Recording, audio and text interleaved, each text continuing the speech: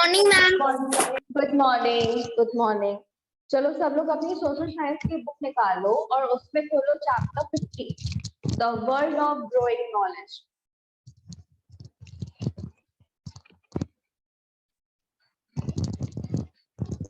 Yes ma'am, open कर लिए। ठीक है।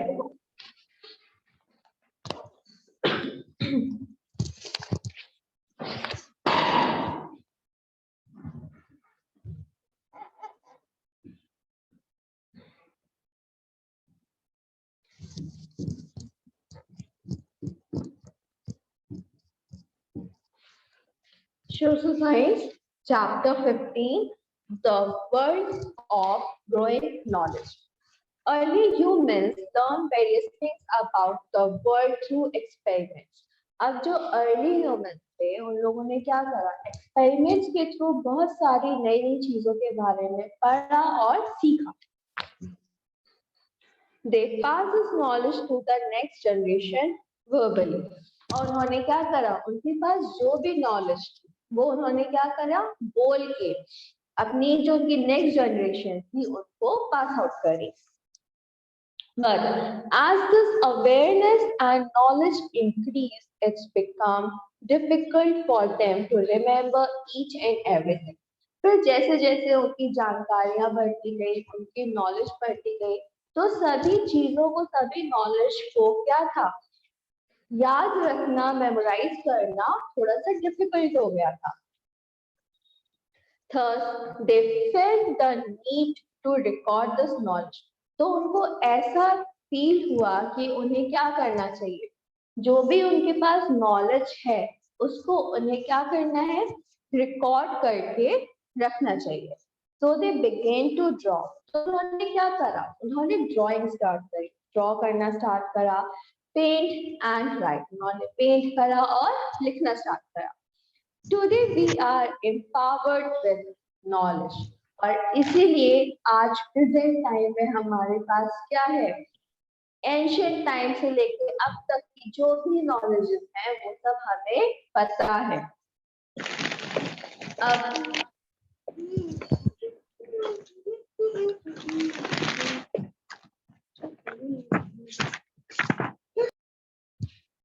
अब उसके बाद में नेक्स्ट हमारा आता है स्टोरी ऑफ राइटिंग। अब जो राइटिंग है, राइटिंग कैसे बनी, इसके पीछे की एक स्टोरी है। क्या है, early humans did not know how to write. जो अर्ली ह्यूमंस थे उनको लिखना नहीं आता था। They drew pictures on the wall of cave. तो जिस केव्स में वो लोग रहा करते थे, उन केव्स में वो लोग क्या करते थे, ड्राइंग्स ड्रॉ करते थे, पिक्चर्स ड्रॉ करते थे। Gradually they use symbols for sounds and words. और फिर इसी तरीके से उन्होंने क्या करा, जो भी साउंड थे, जो भी वर्ड्स थे, उनके लिए उन सब ने सिंबल्स से स्टार्ट करा। Use of symbols develop the growth of the script. फिर जैसे सिंबल्स का ग्रो हुआ उसी तरीके से क्या हुआ, स्क्रिप्ट का ग्रो हुआ। जो स्क्रिप्ट होती है वो होती है हमारी लिखावट। जैसे कि हम लोग जो भी लेटर लिखते हैं, जैसे सपोज करिए हम लोग ए, और ए के लिए हम लोग क्या लिखते हैं, ये लिखते हैं ना, या तो ये लिखते हैं। तो ये ही क्या बन गया। अब जैसे हमें डॉग बनाने या कैट बनानी है, तो कैट के लिए हम कुछ इस तरीके से पिक्चर बनाते हैं, है ना। तो ये क्या हो गया, ये हो गया हमारा script. People living in southern Mesopotamia developed one of the earliest writing system in the world. जो people southern Mesopotamia में रहते थे, उन लोगों ने क्या करा था, सबसे पहला writing system डेवलप किया था पूरे वर्ल्ड में। The writing system began with picture or signs drawn on clay tablets. जो राइटिंग सिस्टम था उसमें सबसे पहले क्या स्टार्ट हुआ, पिक्चर्स और साइंस स्टार्ट हुए, जो किसमें लिखे जाते थे, जो क्ले टैबलेट्स होते थे उनमें लिखे जाते थे। Using a sharp edge knife. और क्या यूज करा जाता था? एक शार्प एज नाइफ को यूज करा जाता था उसमें क्रेव करने के लिए। तो जैसे कि यहाँ पे सब लोग पिक्चर देख सकते हैं, ये क्ले टैबलेट की, ये क्या है? एक क्ले टैबलेट है और नाइफ के थ्रू उसमें क्या करा गया है? क्रेव करा गया है। This script was called a cuneiform। तो ये जो स्क्रिप्ट है इसको किस नाम से जाना जाता है? इसको क्यूनिफॉर्म के नाम से जाना जाता है। Some ancient script using pictures and symbols have been found in Egypt। तो ऐसे कई सारे ancient symbols और pictures कहाँ फाइंड करी गई हैं? इजिप्ट में फाइंड करी गई। More than 2000 symbols were used। और उसमें क्या है? 2000 से भी ज्यादा symbols यूज करे गए हैं। These symbols were called hieroglyphic, correct? तो वो जो symbols हैं उनको किस नाम से जाना जाता है? उन symbols को जाना जाता है hieroglyphic characters के नाम से। However, these signs and symbols change over years। और फिर क्या हुआ?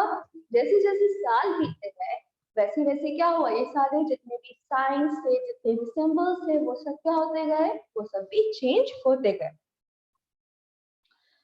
Countries like China, Japan and Korea still use pictorial scripts। जो कंट्रीज हैं जैसे कि चाइना, जापान एंड कोरिया, ये प्रेजेंट टाइम में भी किस टाइप के स्क्रिप्ट्स यूज करती हैं? पिक्टोरियल स्क्रिप्ट्स को यूज करती हैं। The scripts are difficult to read, write and understand. तो ये जो स्क्रिप्ट है ये क्या है? लिखने में, रीड करने में और समझने में डिफिकल्ट है। The earliest form of writing in India was on seals। जो हमारे इंडिया की जो सबसे पहली पुरानी राइटिंग थी वो सब आप लोग जो एंशियंट टाइम के जो भी हमारे मॉन्यूमेंट्स हैं, केव्स हैं, उनमें हम लोग देख सकते हैं। Which were found from the Indus Valley civilization। जो सील मिली है वो हमें कहाँ मिली है? एंशियंट टाइम की, वो मिली है हमें इंडस वैली सिविलाइजेशन से। Seals were used to make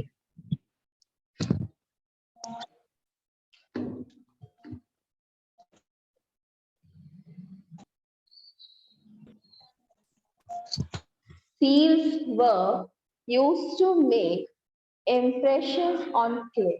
तो ये जो सील्स थी ये किससे बनाई जाती थी? ताकि जो क्ले है उन पे impressions बनाया जा सके। Around 2000 years ago, the Brahmi script was developed in India। तो 2000 years के आसपास इंडिया में ब्राह्मी स्क्रिप्ट का डेवलपमेंट हुआ। Most of the Indian scripts have been derived from it। तो हमारे जो बहुत सारे जो इंडियन स्क्रिप्ट्स हैं वो सब इसी ब्राह्मी स्क्रिप्ट से ही लिए गए हैं। Hindi are national language. जो हिंदी है वो क्या है? हमारी नेशनल लैंग्वेज है। Is in the Devanagari script. जो हमारी हिंदी वर्ड्स है, आ ई उ ए क ख ग घ, ये सारे हमारे कौन से स्क्रिप्ट हैं? ये सारे हमारे देवनागरी स्क्रिप्ट है। Devanagari script is based on pictures और साउंड। जो हमारी देवनागरी स्क्रिप्ट है वो किस पर बेस्ड है? साउंड्स पे बेस्ड है।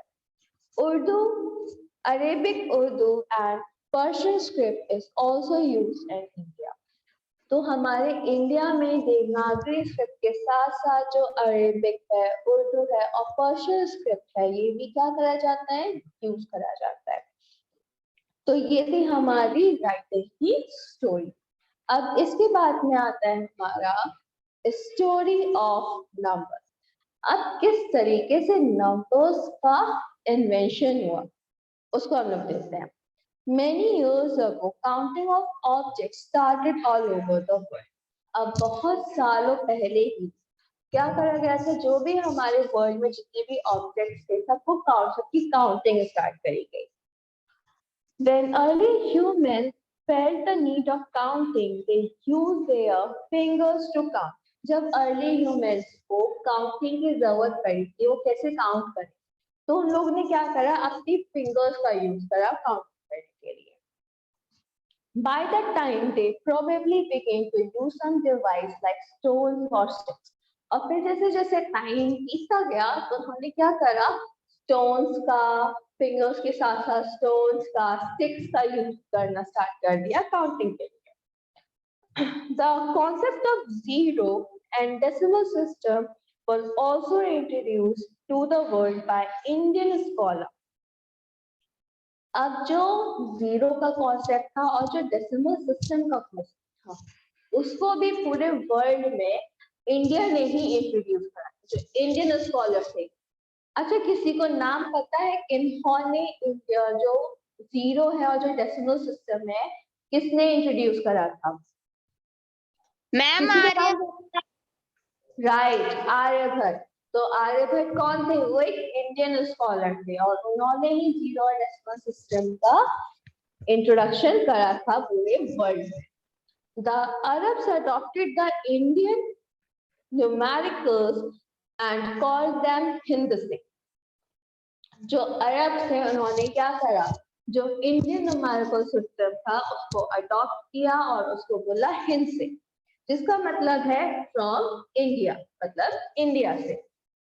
The international system of numbers is also based on the Indian system. जो हमारा इंटरनेशनल सिस्टम है नंबर्स का वो भी किस पे बेस्ड है? वो भी हमारा इंडियन सिस्टम पे ही बेस्ड है. तो ये था हमारा नंबर्स की स्टोरी. ठीक, अब उसके बाद में आता है हमारा पेपर. अब पेपर का इन्वेंशन कैसे हुआ? Early human used clay tablets, big leaves, or the bark of certain trees to write. जो अर्ली ह्यूमन थे वो क्ले टैबलेट्स का, बिग लीव्स का, ट्री के बार्क्स का यूज करते थे लिखने के लिए. With the passage of time, they began to use paper. और फिर जैसे जैसे टाइम बीतता गया फिर बात इन सब चीजों की जगह किसका यूज करना स्टार्ट कर दिया गया? पेपर का यूज करना स्टार्ट कर दिया गया. The Egyptians were the first to make paper from the reed called papyrus. जो इजिप्टियंस थे उन्होंने फर्स्ट टाइम पेपर बनाया था किससे? रीड से, जिसको पाइपरस बोला जाता है. It grows in the delta of river Nile in Africa.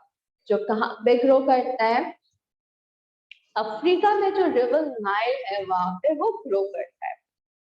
Later on, the Chinese found that paper could also be made by pounding together rags, ropes or old fishing nets into pulp.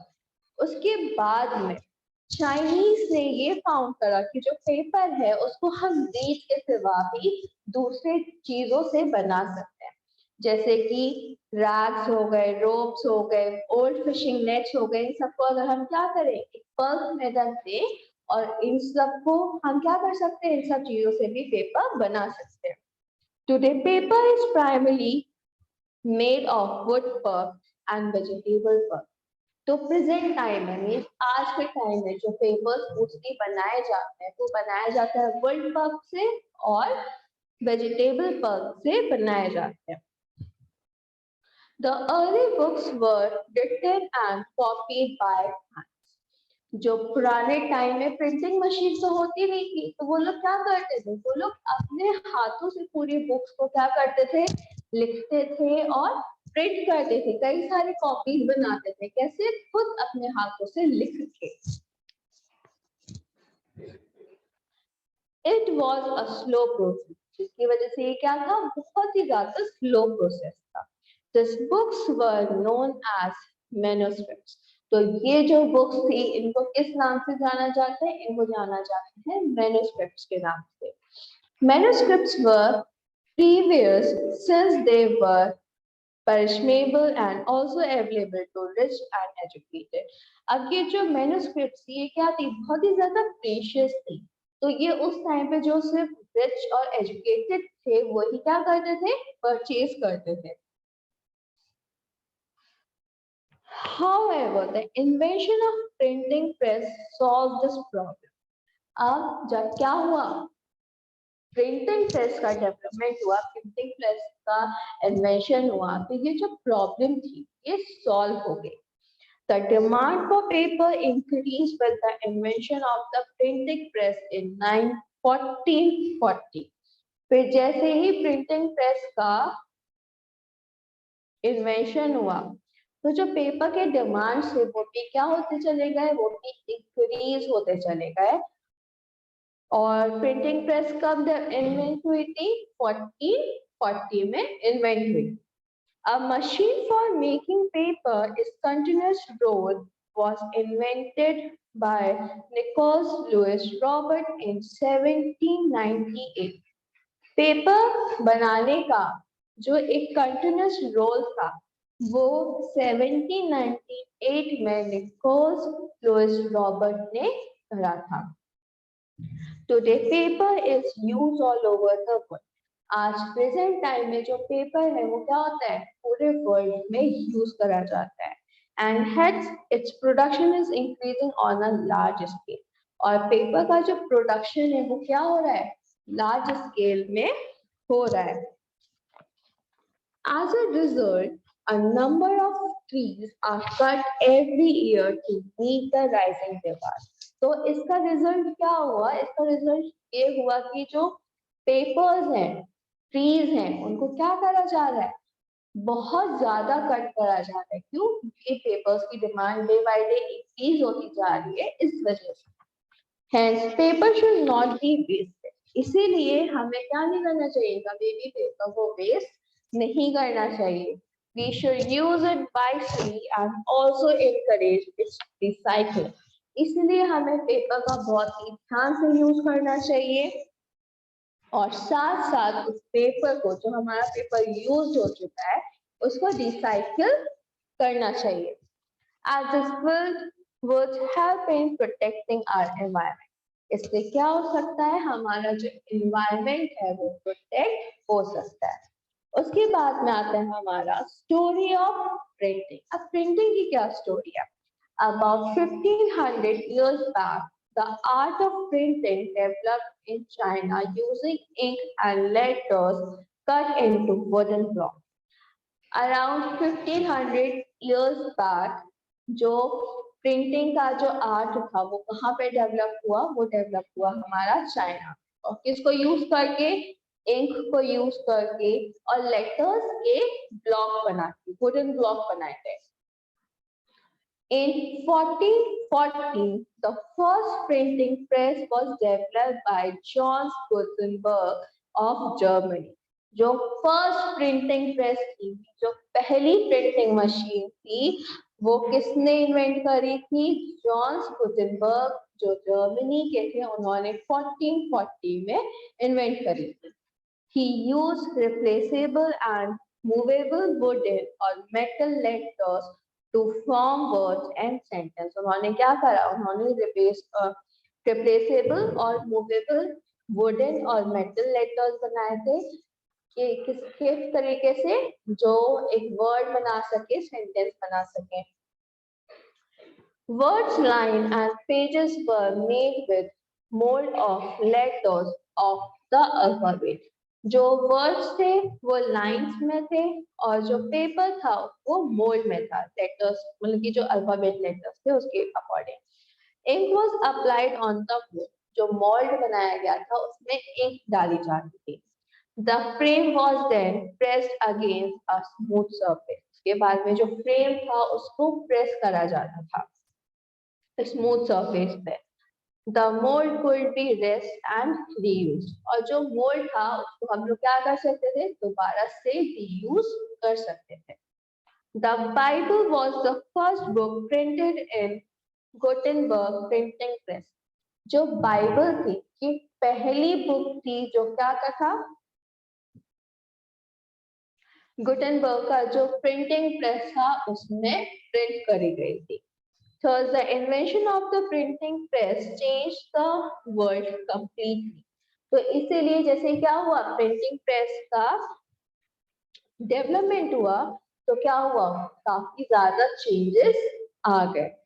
अब ये था printing press के बारे में, जो letters हम लोग पढ़ते हैं उसके बारे में। अब उसके बारे में आता है बुक्स फॉर द ब्लाइंड। जो ब्लाइंड पीपल है वो किस तरीके से रीड करते हैं। Thus, a special script based on raised dots was developed by Louis Barley in 1825. जो स्पेशल स्क्रिप्ट बनाया गया जिसमें क्या होते हैं, कई सारे स्मॉल स्मॉल डॉट्स होते हैं जो क्या होते हैं, रेज्ड होते हैं, वो इन्वेंट करा था, डेवलप करा था लुइस बार्ले कब, 1825 में। This helped the blind to read and write with the help of their fingers. तो ये जो डॉट्स थे वो क्या कर रहे थे, जो भी ब्लाइंड पीपल है वो जब इसको अपने फिंगर्स के थ्रू रीड करते थे, फिंगर्स के थ्रू टच करते थे, तो उससे उनको क्या मिलती थी, हेल्प मिलती थी रीड करने में और राइट करने में। Each Barley character is made of 6 dot positions arranged in a rectangle containing 2 columns of 3 dot each. जो बार्ले कैरेक्टर्स हैं उसमें टोटल 6 डॉट्स होते हैं, एक रेक्टेंगुलर मतलब कि एक रेक्टेंगल में वो अरेंज होते हैं और 2 रोज होती हैं, ठीक है, तो सॉरी 2 कॉलम्स होते हैं उसमें और उन 2 कॉलम्स में 3 डॉट्स होते हैं, जैसे कि कुछ इस तरीके से ये अरेंज होता है, ठीक है।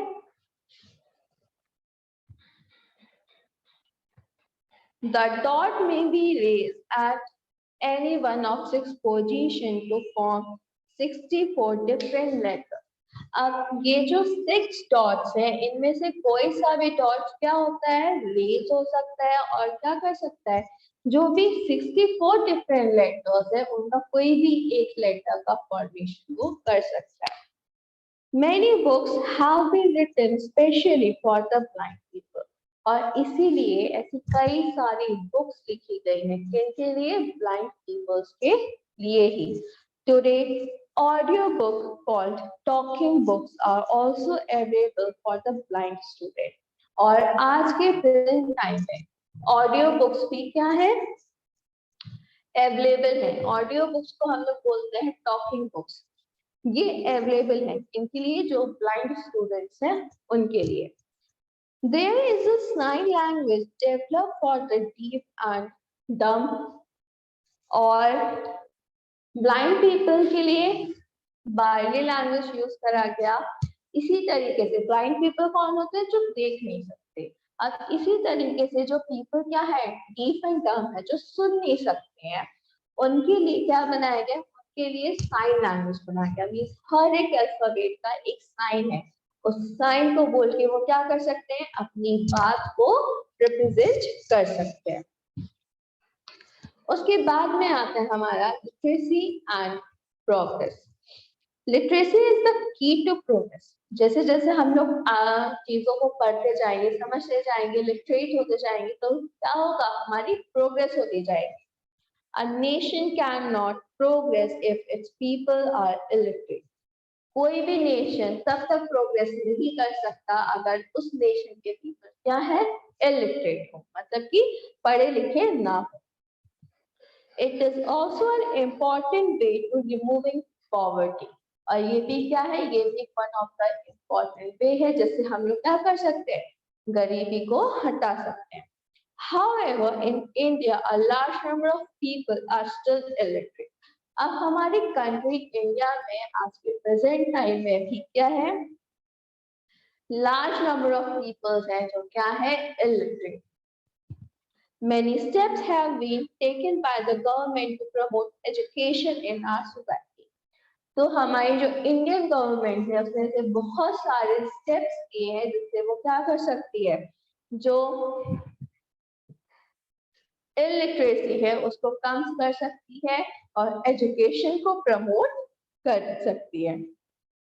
The Indian government has implemented many innovative methods such as operational blackboard, free education for girl child, midday meals, adult education programs, etc. और इसीलिए जो एजुकेशन है उसको प्रमोट करने के लिए हमारी गवर्नमेंट ने क्या करे हैं, बहुत सारे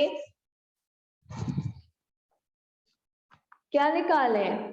इम्प्लीमेंट और इनोवेटिव मेथड्स निकाले, जैसे कि operation blackboard, free education for girls, mid day meal, adult education programme, और इसी तरीके से और भी कई सारे निकाले गए, specially in the villages.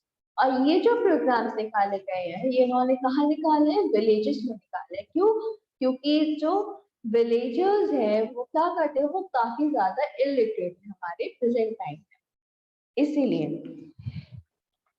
Each one teach one is the famous slogan for the adult literacy program. तो जो adult literacy program है, उसमें एक one of the most famous slogan है each one teach one, means हर एक हर किसी को पढ़ाई। ठीक है, तो ये था आपका चैप्टर। मैम हाँ सृष्टि बोलिए। आपने चैप्टर 14 का पूरा करा दिया था एक्सरसाइजेस? नहीं, चैप्टर 14 आपका आ चुका है ना, तो इसलिए हम लोग उसको नहीं पढ़ेंगे, इसलिए हम लोग ने चैप्टर 15 स्टार्ट करा है। ठीक है फाइनल। हाँ, जो आपका चैप्टर फाइनल आएगा वो आपका चैप्टर 15 से आएगा। ठीक है, इसलिए हम लोगों ने चैप्टर 15 स्टार्ट करा है।